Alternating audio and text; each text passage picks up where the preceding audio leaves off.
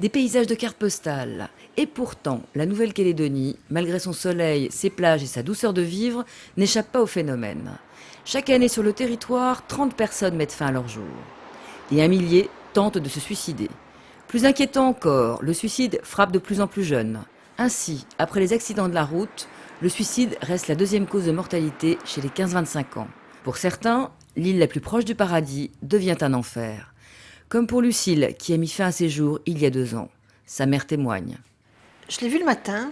Elle était belle, resplendissante, souriante. On a parlé un petit peu. Juste 5 minutes, elle est passée un coup de vent au travail. Maman, je t'aime. J'ai dit, ma chérie, je t'aime, comme on se disait 10 fois par jour. Et puis, je l'ai rappelée dans l'après-midi, ça allait encore. Et puis le soir, je l'ai rappelée vers 6 heures. Et là, elle est dans une furie pas possible.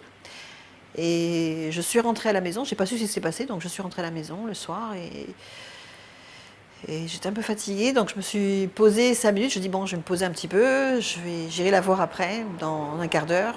Et en fait, j'ai pas eu un quart d'heure en fait, quoi.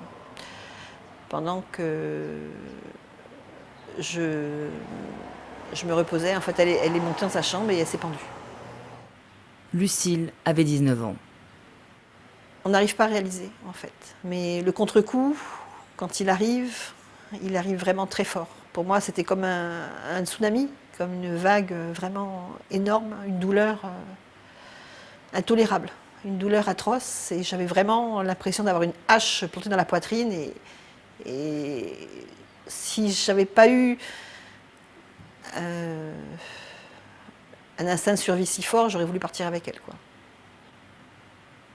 J'ai la foi depuis de longues années.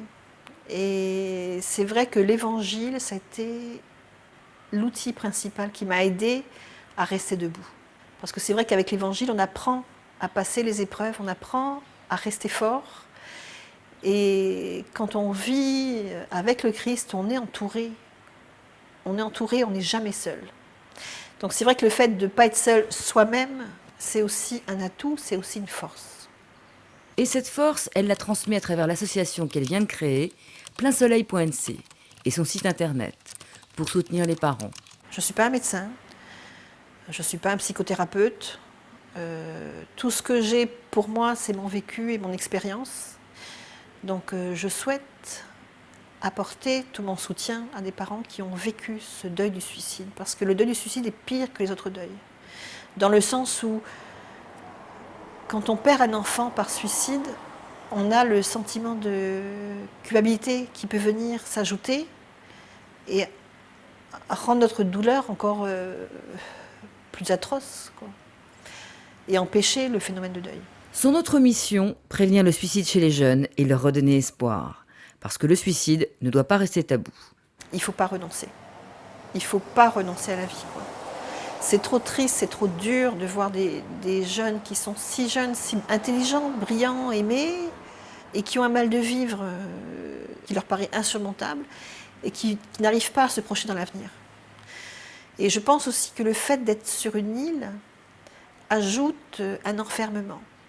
Malgré ce qu'on peut penser, on est sur une île, c'est beau, néanmoins, il y a des restrictions géographiques, des restrictions dans les projets. Donc peut-être qu'aussi, ils ont peut-être un sentiment de manque de possibilités. Donc je voudrais essayer de leur dire que ce qui se passe aujourd'hui, ce n'est pas forcément ce qui se passera demain. Il faut vraiment garder espoir. Même quand on souffre aujourd'hui, demain on peut être heureux. Voilà, ça c'est mon message principal, et pour les enfants et pour les parents.